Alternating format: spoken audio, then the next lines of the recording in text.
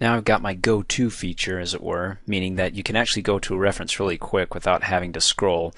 Let's see, all the way down here and all the way over to the right. I mean, let's say I've got a cell like Z20 or X50 that I want to go to real quick. Let me hit Control Home.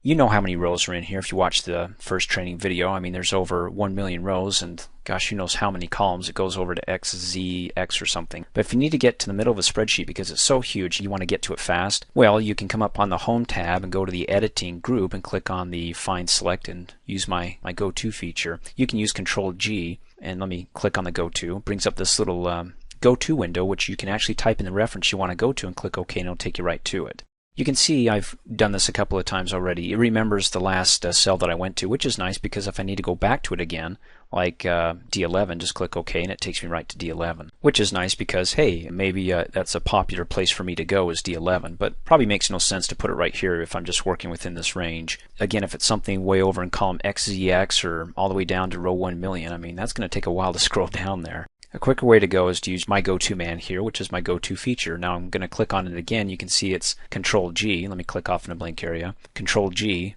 or click Cancel, hit F5, the F5 key on the keyboard. It'll bring it up as well, which I find is quicker. And then I can type in, let's say, Z10. And then remember, if it's got a halo around the button, you're as good as gold if you hit Enter on the keyboard. You can hit Enter, and it takes me right to it. There I am, Z10. And of course, to always get back to A1, just hold down the Control key and hit Home at the same time, and it takes me back. Now, I'm tempted to give you a little teaser here because this GoTo feature is also important because you can actually create your own names for cells. So, for example, I don't know what Z10 is. Maybe that's more cells, but not in the US or UK. Maybe that's in Europe. But, you know, going to Z10 doesn't really tell me anything. So, for example, what I can do is I can actually give that cell a name instead of just Z10. So, first of all, I need to go to the cell. I'll hit F5, and then I'll type in Z10 and hit Enter. Takes me right to it. Now what I'm going to do is I'm going to come up here in what's called the name box. I'm going to click in it. I'm going to call it my Europe. Well, let me do underscore sales and hit Enter. Now automatically it's got a new name here. In other words, I can go ahead and use that name here to get right to the cell or know that this cell is referring to European sales.